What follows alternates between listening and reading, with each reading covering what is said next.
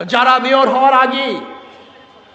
হওয়ার আগে সিটি ভবন দখল করে, তাদের কাছে বাংলাদেশের মানুষের জান মাল ইজ্জতের নিরাপত্তা থাকতে পারে না। যারা নিজেরাই ঘোষণা দেয় যদি নির্বাচনের তারিখ ঘোষণা করো তো করো, আমরাই ঘোষণা করব, যারা নিজেরা আইন তুলে নেয় তাদের মাধ্যমে এদেশের আইন নিরাপদ থাকতে পারে না। যাদের কাছে নিজেদের দলের মানুষ নিরাপদ নয়, তাদের কাছে বাংলাদেশের কোনো নাগরিক নিরাপদ হতে পারে না।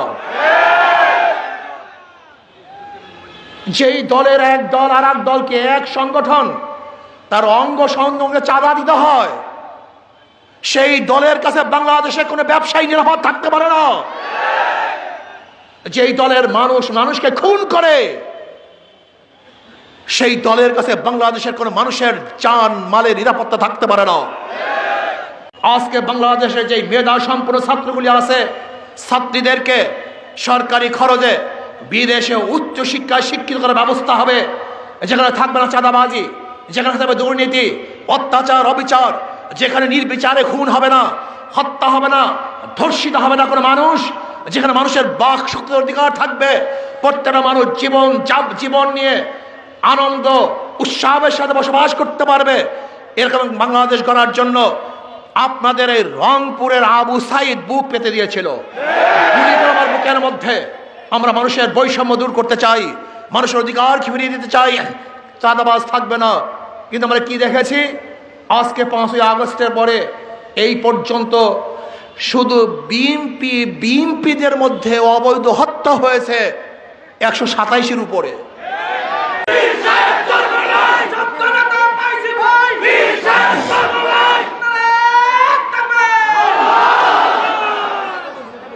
আসসালামু আলাইকুম ওয়া রাহমাতুল্লাহি ওয়া বারাকাতুহু। নাহমাদু ওয়া নুসাল্লি আলা রাসূলিহিল কারীম, আম্মা বা'দ, ফাআউযু বিল্লাহি মিনাশ শাইতানির রাজীম, বিসমিল্লাহির রহমানির রহিম। ইনিল হুকমু ইল্লা লিল্লাহ, সাদাকাল্লাহুল আলিয়্যুল আযীম। সবাই বলি সাল্লাল্লাহু আলাইহি ওয়াসাল্লাম। ইসলামী আন্দোলন বাংলাদেশ রংপুর জেলা শাখা মহানগর কর্তৃক আয়োজিত আজকে এ সভার সম্মানিত সভাপতি, কেন্দ্রীয় নেতৃবৃন্দ, সকল স্তরের ইসলাম প্রিয় দেশপ্রেমিক ভাইয়ের আমার, ইসলামী আন্দোলন বাংলাদেশ কি ও কেন এ সম্পর্কে আমরা অনেকেই জানি। ইসলামী আন্দোলন বাংলাদেশ বিশ্বাস করে শুধু দেশ, দল এবং নেতা পরিবর্তনের মাধ্যমেই স্থায়ী শান্তি আসতে পারে না। এই ভূখণ্ড বারবার পরিবর্তন হয়েছে।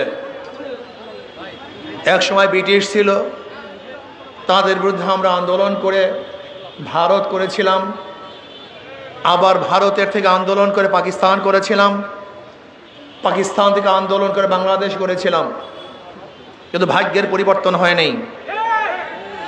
আমরা বহু দলের শাসন দেখেছি, মুসলিম লীগের শাসন দেখেছি, আওয়ামী শাসন দেখেছি, আমরা বিএনপির শাসন দেখেছি, আমরা জাতীয় পার্টির শাসন দেখেছি, জোট সরকারের শাসন দেখেছি, কিন্তু মানুষের, গরিব মেহনতি মানুষের ভাগ্যের পরিবর্তন দেখি নেই।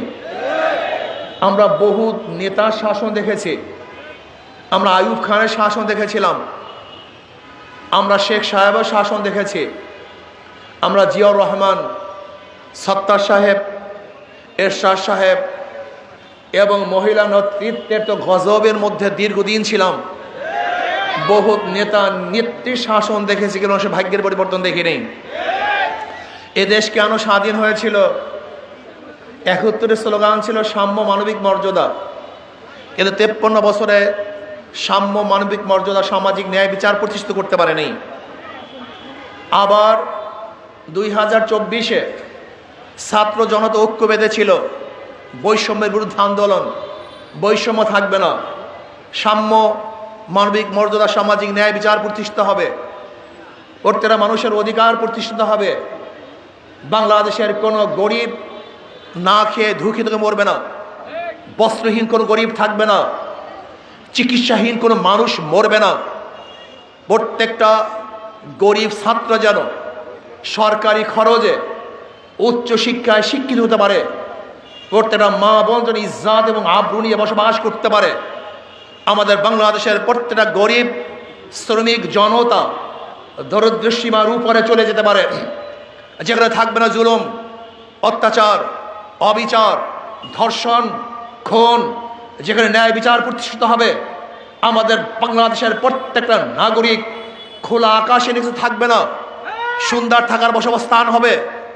আমাদের বাংলাদেশের একজন নাগরিক বস্ত্রহীন থাকবে না, প্রত্যেকের শরীরে সুন্দর সুন্দর বস্ত্র শোভা পাবে। বাংলাদেশের কোনো মানুষ তারা চিকিৎসাহীন থাকবে না, গরিবদের জন্য সুন্দর সুন্দর চিকিৎসার ব্যবস্থা হবে। আজকে বাংলাদেশে যে মেধা সম্পন্ন ছাত্রগুলি আছে, ছাত্রীদেরকে সরকারি খরচে বিদেশে উচ্চশিক্ষায় শিক্ষিত করার ব্যবস্থা হবে, যেখানে থাকবে না চাঁদাবাজি, যেখানে থাকবে দুর্নীতি, অত্যাচার, অবিচার, যেখানে নির্বিচারে খুন হবে না, হত্যা হবে না, ধর্ষিত হবে না কোনো মানুষ, যেখানে মানুষের বাক শক্তির অধিকার থাকবে, প্রত্যেকটা মানুষ জীবন নিয়ে আনন্দ উৎসাহের সাথে বসবাস করতে পারবে। এরকম বাংলাদেশ গড়ার জন্য আপনাদের এই রংপুরের আবু সাইদ বুক পেতে দিয়েছিল। আমার বুকের মধ্যে আমরা মানুষের বৈষম্য দূর করতে চাই, মানুষের অধিকার ফিরিয়ে দিতে চাই, চাঁদাবাজ থাকবে না। কিন্তু আমরা কি দেখেছি আজকে 5ই আগস্টের পরে এই পর্যন্ত শুধু বিএনপিদের মধ্যে অবৈধ হত্যা হয়েছে 127-এর উপরে। শুধু বিএনপিকে হত্যা করেছে 127-এর উপরে। এতদিন আমরা জানতাম জাহান্নামের আগুন এক জাহান্নামের আকা জাহান্নামকে খেয়ে ফেলে, এখন আমরা কি দেখছি এক বিএনপি আর এক বিএমকে খেয়ে ফেলছে। শুধু কি তাই, ছাত্র দলের ছাত্ররা বিএনপির মূল দলের কাছে চাঁদা চেয়েছে, চাঁদা না দেওয়ার কারণে তাদেরকে হাত পা ভেঙে দিয়েছে। যাদের কাছে নিজেদের দলের মানুষ নিরাপদ নয়, তাদের কাছে বাংলাদেশের কোনো নাগরিক নিরাপদ হতে পারে না। যেই দলের এক দল আর এক দলকে, এক সংগঠন তার অঙ্গ সংগঠনকে চাঁদা দিতে হয়, সেই দলের কাছে বাংলাদেশের কোনো ব্যবসায়ী নিরাপদ থাকতে পারে না। যেই দলের মানুষকে খুন করে, সেই দলের কাছে বাংলাদেশের কোনো মানুষের জান মালের নিরাপত্তা থাকতে পারে না।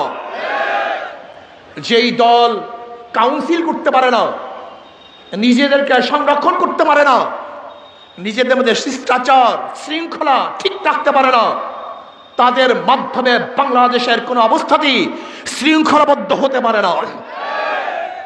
যারা নিজেরাই ঘোষণা দেয় যদি নির্বাচনের তারিখ ঘোষণা করো তো করো, আমরাই ঘোষণা করব, যারা নিজেরা আইন তুলে নেয় তাদের মাধ্যমে এদেশের আইন নিরাপদ থাকতে পারে না। যারা মেয়র হওয়ার আগে সিটি ভবন দখল করে, তাদের কাছে বাংলাদেশের মানুষের জান মাল ইজ্জতের নিরাপত্তা থাকতে পারে না। না, এদেরকে আর বাংলাদেশের মানুষ কোনো অবস্থাতেই গ্রহণ করবে না। অনেকেই ভাবছেন আগামীতে অমুক দল ক্ষমতায় আসবে, গুড়ে বালি। আপনি কি জানেন বাংলাদেশের নতুন ভোটাররা প্রায় 38% ভোটাররা ধানের শীষ কি জিনিস জানিই না। জিয়াউর রহমান সাহেবের আদর্শ এদেশের মানুষ শুনতে চায় না।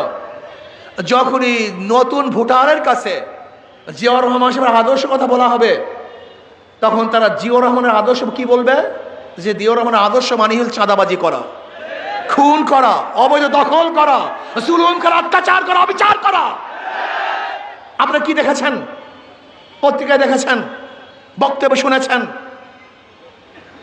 ইশাক সাহেবের উকিলরা, বিচারক তো বলেছেন যদি ইশাকের পক্ষে রায় দেন তো ওখানে থাকবেন, বসবেন, রায় না দিলে ওখানে বসতে পারবেন না। যারা জোর করে নিজেদের পক্ষে রায় নিয়ে আসে, তাদের মাধ্যমে দেশের বিচারালয় কোনোদিন নিরাপদ থাকতে পারে না। ভাইয়ার আমার, আপনারা কি চান? কত রক্ত দিবেন? আবু সাইদ কতবার জন্ম নেবে? আমরা অবৈধ সরকারকে ক্ষমতা আনার জন্য, অবৈধ ব্যক্তিদেরকে, চাঁদাবাজদেরকে ক্ষমতা আনার জন্য আর এক ফোঁটা রক্ত ঝরাতে চাই না। আমরা দুর্নীতিবাজ চাঁদাবাজদেরকে আর ক্ষমতায় দেখতে চাই না। আমরা কি চাই? ইনসাফগার, আল্লাহ ভীরু, আদর্শবান, ন্যায় নীতিবান, যারা নিজেরও চাঁদাবাজি করে না, তাদের মাধ্যমে চাঁদাবাজি বন্ধ হওয়া সম্ভব। যারা দুর্নীতি করে না, তাদের মাধ্যমে দুর্নীতি বন্ধ হওয়া সম্ভব। যাদের হাতের মধ্যে অবৈধ খুনের রক্ত নাই, তাদের মাধ্যমে দেশের অবৈধ খুন বন্ধ হওয়া সম্ভব। যারা ধর্ষণ করে না, এপ্রিজিং করে না, তাদের মাধ্যমে আমাদের মা বোনদের নিরাপত্তা সম্ভব। কিন্তু যাদের মাধ্যমে এদেশের মানুষ অবিচার অত্যাচারিত হয়, তাদের মাধ্যমে এদেশের মানুষের জুলুম অত্যাচার বন্ধ করা কোনোদিন সম্ভব না। আমি বারবার একটা কথা বলতে চাই, ওদের কথার মধ্যে এবং মার্কার মধ্যে ধোঁকাবাজি। ধানের শীষ গরিবদের মার্কা, ধান কাটে কারা? গরিবরা। কিন্তু যারা ধানের শীষ নির্বাচন করে তারা ধান কাটতে পারে না। নৌকা চালায় কারা? গরিবরা, গরিবদের প্রতীক। কিন্তু যারা নৌকা মার্কে নির্বাচন করে তারা নৌকা চালাতে পারে না। নাঙ্গল কাদের প্রতীক? কিন্তু যারা নির্বাচন করে তারা নাঙ্গল বইতে পারে না। কুঠার কাদের প্রতীক? গরিবদের। কিন্তু যারা কুঠার দিয়ে নির্বাচন করে তারা কাঠ কাটতে পারে না। গরুর গাড়ি কাদের প্রতীক? গরিবদের। কিন্তু যারা গরুর গাড়িতে নির্বাচন করে তারা গরুর গাড়িতে চালাতে, তার মানে কি? ওদের কথার সাথে মার্কার সাথে ধোঁকাবাজি আছে। ওরা গরিবদেরকে ধোঁকা দেয়। ইসলামী আন্দোলন বাংলাদেশের মার্কা কি? হাত পাখা। যে নির্বাচন করে সেও চালাতে পারে, যারা করে তারাও চালাতে পারে। কারেন্ট ফেল করে কিন্তু হাত পাখা ফেল করে না। ধানের শীষ বুকি নিয়ে কেউ ঘুমায় না, নাঙ্গল বুকি নিয়ে কেউ ঘুমায় না, নৌকা বুকে নিয়ে, কলিজার উপরে নিয়ে কেউ ঘুমায় না। কিন্তু হাত পা কেমন এক প্রতীক, ঘুমের সময় বুকের উপরে থাকে, কলিজার উপরে থাকে। অর্থাৎ হাত পাকাও শান্তি। ইসলামী আন্দোলনের শুরু তো ইসলাম মানে শান্তি। কি বুঝলেন? যাদের নামে শুরু তো শান্তি, প্রতীকাও শান্তি, নেতার মধ্যেও শান্তি, আদর্শের মধ্যেও শান্তি, নীতির মধ্যেও শান্তি। এরা ক্ষমতায় আসলে দেশের মানুষ শান্তিতে বসবাস করতে পারবে। কতদিন ধোঁকা খেতে চান? আমি দেখছি বড় সমস্যা কোথায়। যারা গাঁজাখোর, এরকম এক ব্যক্তি প্রশ্ন করেছে, হুজুর ইসলাম যদি ক্ষমতা আসে আমার গাঁজার অবস্থা কি হবে? বেচারাই নিশাগ্রস্ত, বলতেই পারে। আমি বললাম টেনশনের কোনো কারণ নাই, তুমি কি মসজিদে গিয়ে গাঁজা সেবন করতে পারবা? বলে না হুজুর, কেন? পরিবেশ নেই। আমি বলি ইসলাম যদি ক্ষমতা আসে বাংলাদেশটা এমন পরিবেশ সৃষ্টি হবে যেখানে তুমি গাঁজা সেবন করতে পারবা না। আমাদের বড় সমস্যা কি? যারা দাড়ি কাটে তারা মনে করে ইসলাম আসলে মনে হয় আমাকে জোর করে দাড়ি রাখতে বাধ্য করবে। যারা বেপর্দা মহিলারা তারা ভাবে কি ইসলাম আসলে আমাকে প্যাকেট করা হবে। যারা অবৈধ কাজের সাথে লিপ্ত তারা ভাবে ইসলাম আসলে আমি কাজই করতে পারবো না। আসলে না। আপনি কেন বুঝতেছেন না? এখানে হাজারো মানুষ আছেন, এর মধ্যে অনেক মানুষ আছে না যারা ধূমপান করেন? একজনও কি নাই? তো এখন ধূমপান করেন না কেন? কথা বলেন না কেন? কেন ধূমপান করতেছেন না? আপনি যতক্ষণ এখানে আসেন একবার কি মনে চাইছে আপনি ধূমপান করি? কেন? পরিবেশ। পরিবেশ আপনাকে কখন ভুলিয়ে দিছে আপনার নিজেরও মনে নেই। ঠিক ইসলাম যদি বাংলাদেশের ক্ষমতা আসে মানে পরিবেশ সৃষ্টি হবে। আপনি অন্যায় করবেন না, অবিচার করবেন না, জুলুম করবেন না, খুন করবেন না। আপনাকে বাধ্য করা হবে না, দাঁড়িয়ে রাখতে বাধ্য করা হবে না, ইসলামের আহকামগুলি পালন করতে বাধ্য করা হবে না। কিন্তু আপনার মন চাইবে আমি ভালো কাজগুলি করি। আজকে পাশের চেয়ার যখন ঘুষ খায় তখন অন্য চেয়ারের মনের মধ্যে ঘুষের কথা আসে, পরিকল্পনা আসে। কিন্তু পাশের চেয়ার যদি ঘুষ না খায় আপনার মনের মধ্যে ঘুষের চিন্তাও আসবে না। আমার সাথী যখন গাঁজা টানে তখন আমার মধ্যে গাঁজা টানার মন আসে, কিন্তু আমার সাথী যখন গাঁজা সেবন করবে না আমার মধ্যে গাঁজা সেবনের মনই আসবে না। ঠিক আমরা যখন ভালো হয়ে যাব প্রত্যেকটা মানুষ ভালো হয়ে যাবে। কিছু নেতারা আমাদেরকে ভালো বানাতে দেয় নেই, ভালো হইতে দেয় নেই। আমাদেরকে ওরাই গাঁজা তুলে দিয়েছে, ফেন্সিডিলের বোতল তুলে দিয়েছে, আমাদের হাতে ওরাই অবৈধ অস্ত্র দিয়েছিল, ওরাই আমাদের খুন করতে বাধ্য করেছিল। যেন আমার 5, 7, 10, 100 কেস থাকে আর আমি নেতার পিছনে ঘুরতে থাকি। কিন্তু না, ইসলামী হুকুমত আসলে তোমার বিরুদ্ধে কোনো কেস হবে না, তোমার হাতে অবৈধ অস্ত্র থাকবে না, তোমার হাতে থাকবে কাজ, তোমার ব্রেনে থাকবে উন্নয়ন, বাংলাদেশের ডেভেলপ, তোমার নিজের নিয়ে চিন্তা করবা, সমাজ নিয়ে চিন্তা করবা। এটি ইসলামী আন্দোলন বাংলাদেশ। কাজে আগামী নির্বাচনে শুধু আমি নই, আমাদের প্রত্যেকটা মানুষকে বলবো, ইসলাম হুকুমাত কায়েম করার জন্য, নিজের কল্যাণের জন্য, তোমার নিজের কল্যাণের জন্য, দেশকে রক্ষা করার জন্য হাত পাকা সবাই ভোট দেবেন তো ইনশাআল্লাহ? হ্যাঁ, ভোট না, ভোট না, ভোট না, ভোট না, ভোট না, ভোট না, হাত পাকার পক্ষে প্রত্যেকে কাজ করবেন তো ইনশাআল্লাহ? শুধু কাজ নয়, আজকে থেকে নিয়াত করেন, এখানে যারা আসছেন দুই হাত যোগ অনুরোধ করছে, আজকে থেকে নিয়াত করেন আগামী নির্বাচনে কমপক্ষে আমি 100 হাত পাখায় ভোট দেওয়ার ব্যবস্থা করবে ইনশাআল্লাহ। কে কে আছেন দুই হাত তুলে নারায়ে তাকবীর, নারায়ে তাকবীর। আল্লাহ আমাদের সবাইকে কবুল করেন। আগামী 28 তারিখ ঢাকা এক মহাপ্রলয় সৃষ্টি হবে। আগামী 28 জন শনিবার ঢাকা এক সমুদ্র হবে, পানির সমুদ্র না, জনসমুদ্র ইনশাআল্লাহ। কিসের সমুদ্র? উপস্থিত হবে তো ইনশাআল্লাহ। কমপক্ষে ইতিহাসের সাক্ষী হওয়ার জন্য, ইতিহাসের সাক্ষী হওয়ার জন্য সেই জনসভায় আমরা সবাই উপস্থিত হব। এখন সুসংবাদ আসতেছে, আপনাদের রংপুর 6 আসনের মধ্য থেকে আজকে 5টা আসন ইনশাআল্লাহ আজকে ঘোষণা করব।